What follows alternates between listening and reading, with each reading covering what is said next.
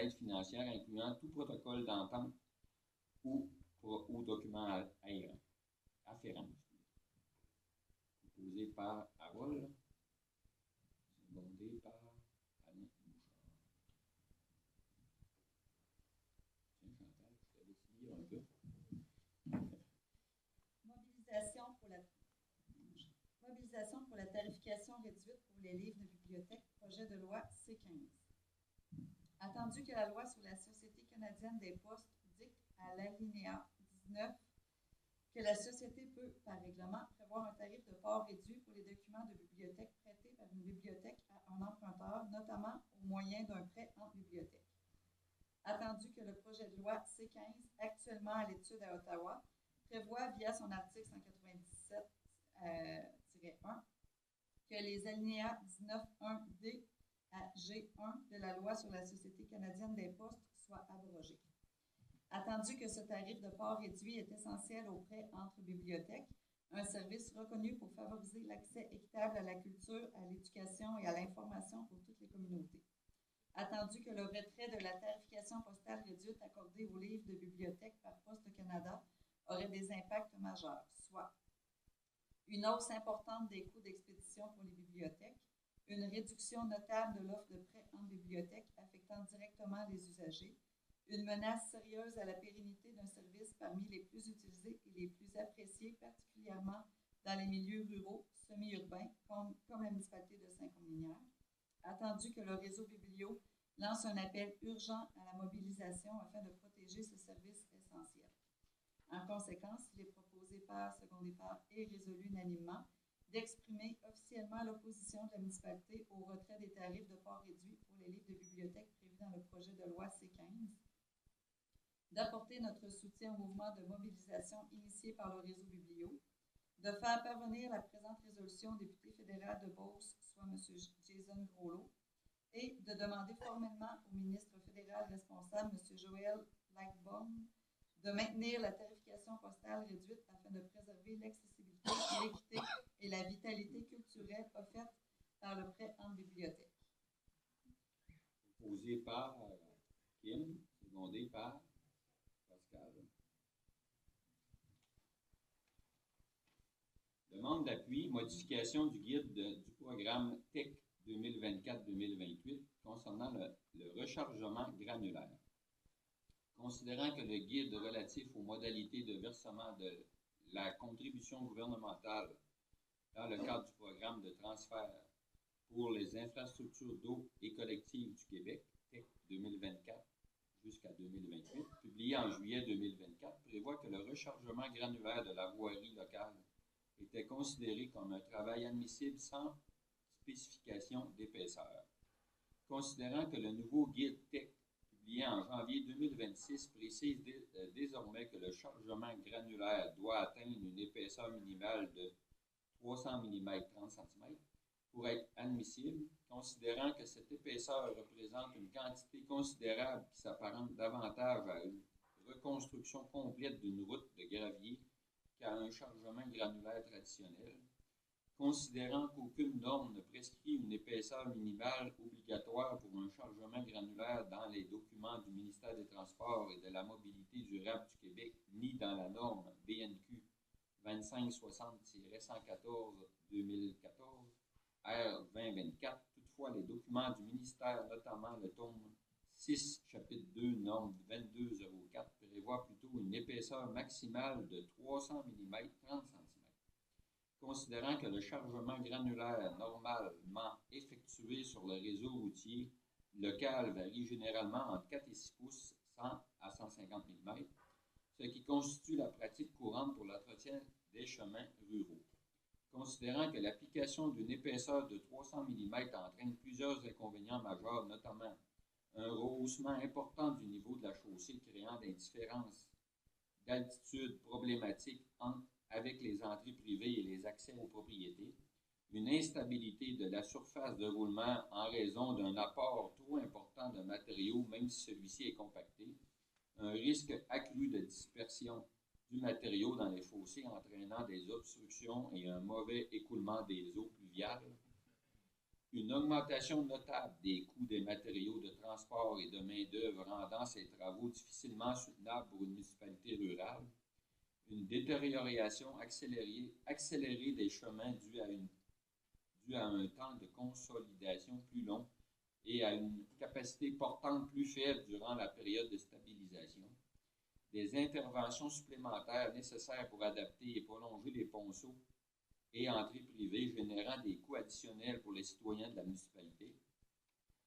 En considérant que cette nouvelle exigence impose aux municipalités rurales un alourdissement administratif, financier et opérationnel qui n'était pas prévu lors de l'adoption du programme TEC 2024-2028, considérant que le maintien d'un rechargement granulaire sans épaisseur minimale obligatoire comme auparavant permettrait aux municipalités de mieux adapter leurs interventions à la réalité des sols, des conditions climatiques et des budgets municipaux, il est proposé par et secondé par et résolu unanimement que le Conseil municipal demande respectueusement au gouvernement du Québec de modifier le guide TEC 2024-20 jusqu'à 2028, publié en janvier 2026, afin de retirer l'exigence d'une épaisseur minimale de 300 mm pour le rechargement granulaire et de revenir à une formulation sans spécification quantitative, laissant aux municipalités le soin de déterminer l'épaisseur nécessaire selon leur contexte local.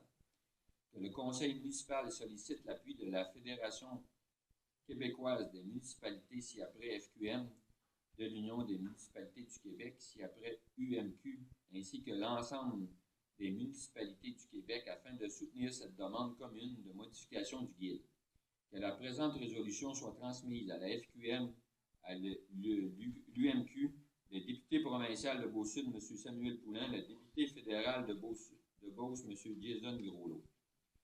Proposé par Alain Bouchard, secondé par Pascal.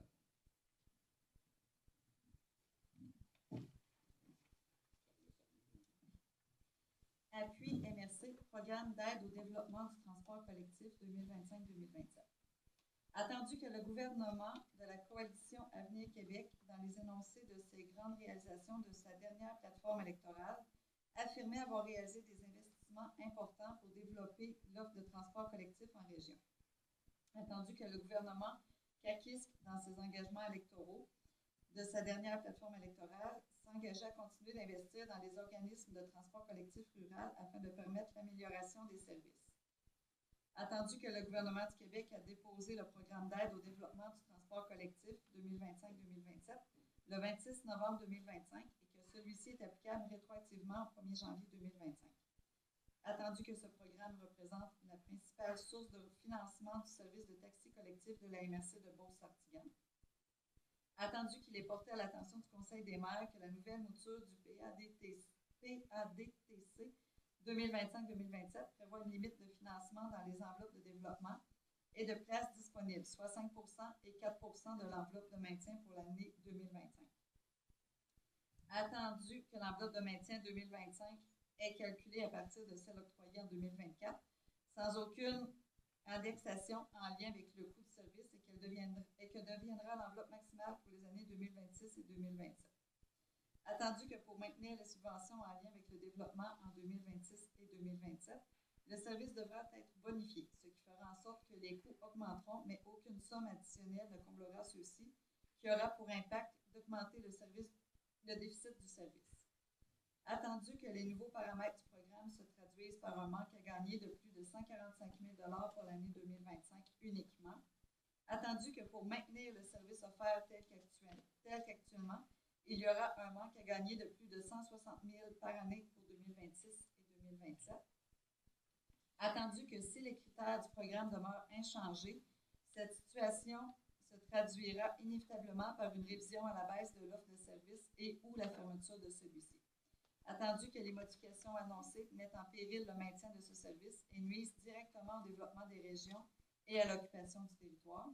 Attendu que de tels scénarios de coupure de services affecteront directement les citoyens les plus vulnérables dans nos communautés rurales. Attendu que le Conseil des maires a dénoncé l'impact important de ces coupures, que ces coupures auront sur le service qui s'adresse en majorité à la population vulnérable et prend nettement position à l'encontre de celle-ci. Attendu que le Conseil des maires a demandé au gouvernement du Québec de revoir les paramètres du programme et de prendre toutes les mesures nécessaires pour supporter le développement des services de transport, notamment en tenant compte des réalités locales et des besoins spécifiques des communautés rurales. Attendu qu'une copie de la présente résolution a été transmise au ministre des Transports et de la Mobilité durable, M. Jonathan Julien, au député du comté de Beau-Sud, M. Samuel Poulin, ministre responsable de la jeunesse et ministre délégué à l'économie et aux petites et moyennes entreprises, à la Fédération québécoise des municipalités, à l'Union des municipalités du Québec et au MRC du Québec. Attendu que la MRC demande l'appui de la municipalité de Saint-Côme-Minière à ce sujet.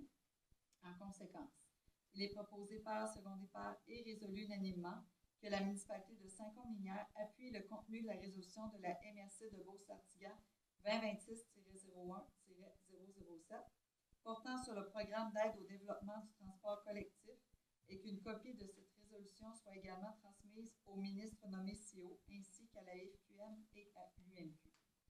Proposé par Kim, secondé par Alain Bouchard. Rapport de comité. Si on regarde le rapport de comité, nous avions pour le mois ici 17 permis de construction et rénovation pour un total de 4 569 500. C'est ce que nous avons pour les permis ici de rénovation et construction. C'est ce que nous avons pour le mois. On est rendu à la période de questions.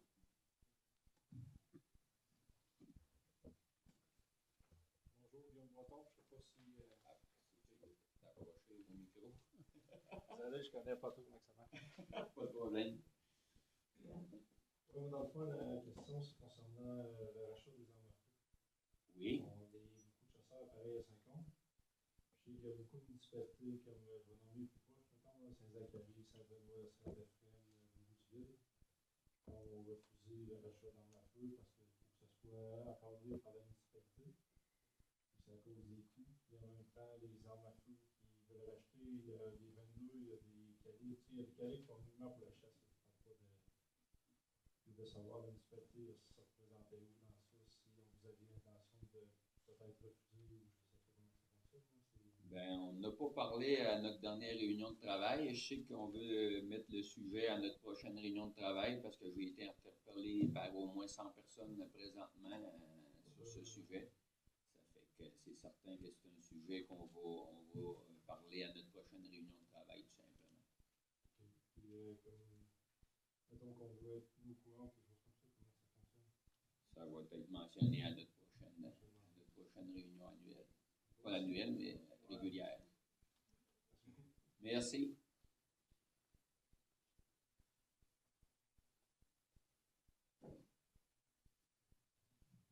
Pas d'autres questions? Donc, levée de l'Assemblée, la période de questions étant terminée, il est proposé par et secondé par résolu unanimement de lever l'Assemblée à